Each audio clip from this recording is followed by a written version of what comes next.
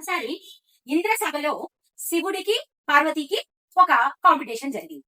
ఈ పార్వతి మనకి డాన్స్ కి మన నృత్యానికి ఆవిడే ఐకాన్.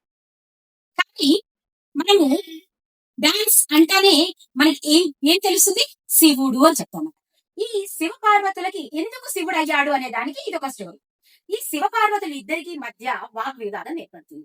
డాన్స్ కి నేనే గొప్ప అంటే నేను, నేనే గొప్ప అంటే నేను. సరే అని ఇంద్రసభలో ఇద్దరికి కలిపి ఒక కాంపిటీషన్ పెట్టారు. అప్పుడు పార్వతి శివుడు హోరా హోరీగా నృత్యం చేస్తారు. చేసినప్పుడు ఇంకా ఎప్పటికీ ఇది ఆగట్లేదు. ఒకరిని మించి ఒకరు ఎవరు తగ్గట్లేదు.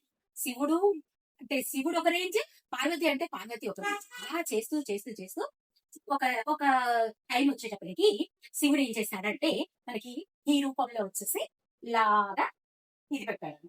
ఈ పోస్ ఈ పోస్ పెట్టినప్పుడు పార్వతి కూడా సేమ్ అలాగే పెడుతుంది. పెట్టాక ఇంకా డాన్స్ అలాగే కంటిన్యూ అవుతుంది. శివుడు ఏం చేస్తాడంటే ఇలా ఉన్న కాలుని చిన్న చిన్నగా చిన్న చిన్నగా లేపుకుంటూ ఇలా స్ట్రైట్ చేసేస్తాడనమాట.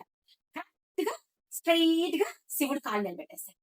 అప్పుడు ఇంద్ర సభ ఆడవాళ్ళకి ఒక కట్టుబాట్లు ఉంటాయి, మనకంటూ ఒక దాపరికాలు ఉంటాయి. అప్పుడు పార్వతి అందరి ముందు అలా కాలు ఎత్తలేక ఆగిపోతుంది. అది సమయస్ఫూర్తితో శివుడు పార్వతి మీద గెలుపు పొంది ఈ రోజు నృత్యానికి ఆయన ఆదిదేవుడుగా కొలవబడుతున్నాడు. ఓం నమ శివాయ.